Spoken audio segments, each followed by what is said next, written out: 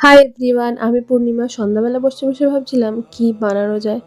তো যেরকম ভাবনা সেরকম কাজ, মোমো বানাতে চলে এসেছি। কিছুই ছিল না, যা ছিল সেটা দিয়েই মোমো বানাবো।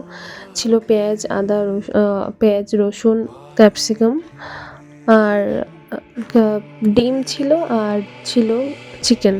এবার যেহেতু চিকেনের পরিমাণ কম ছিল তাই আমি ডিম দিচ্ছি। ন্যাচারালি ডিম দেয় না।